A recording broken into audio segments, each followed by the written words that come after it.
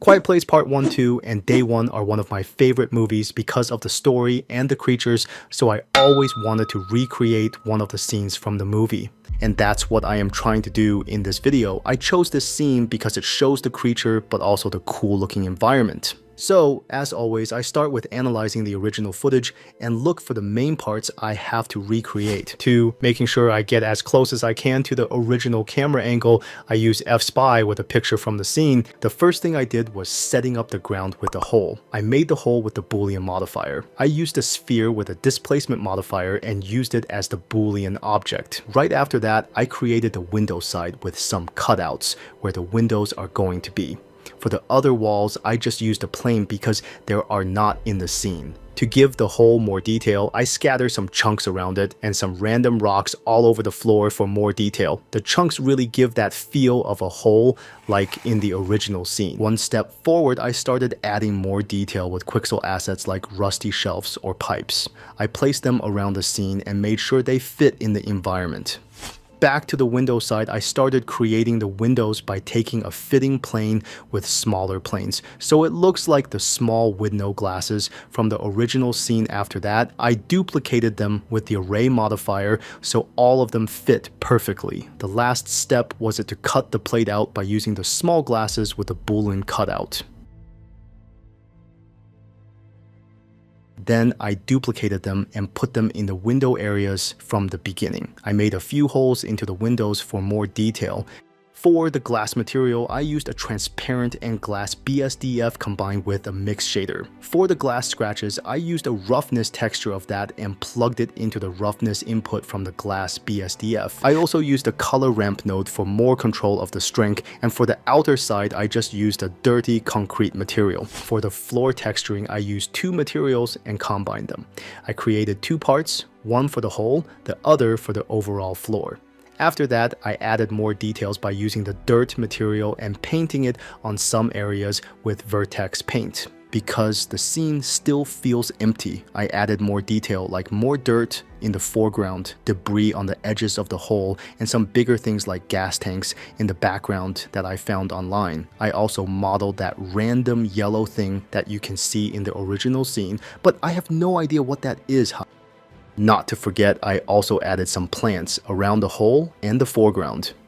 The second I was done with the details, I started with the lighting and atmosphere. I used a HDRI with a low strength for the fill light and a huge area light that I placed outside the windows. I lowered the spread value for more accuracy. For more realism, I added atmosphere with a cube and a volume BSDF material. Because the scene is now almost ready, it's time for the good part. And by good part, I mean the Death Angel. Obviously, I didn't create it by myself because I don't have the time or skills. That's why I used the model from the game. Thanks to Thissy Pyro Gaming for extracting it from the game. I linked the model and the original game in the description. The textures from the game were already pretty good, but I overworked them a bit by using a bump node with the normal and albedo texture combined. I also added an extra roughness texture with scratches for more detail. I also added coat because if you look at the creatures from the movie, you can see that their body is sometimes reflective. Lucky me, the model was obviously already rigged, but the rig was pretty much unusable for animation. That's why I kind of re-rigged it, but also just updated the model to an IK rig, so it's way easier to use.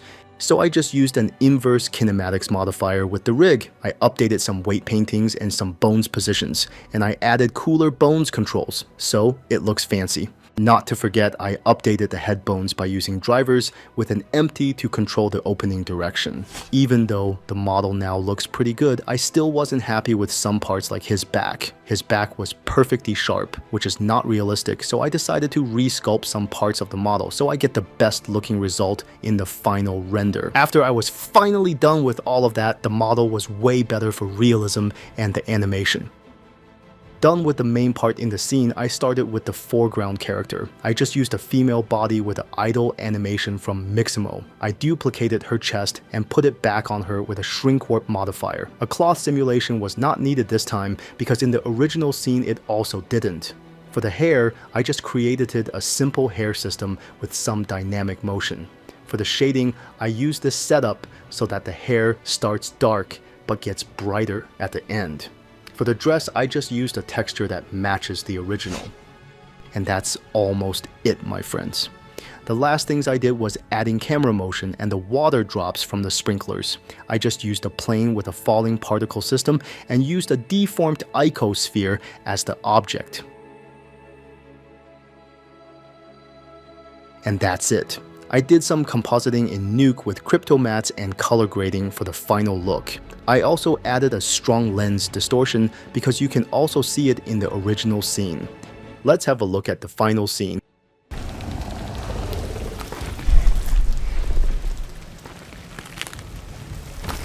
I am pretty happy with the final scene, and I think I got pretty close to the original scene. Let me know what you think in the comments. Don't forget to like and subscribe. Have a nice day. See you soon.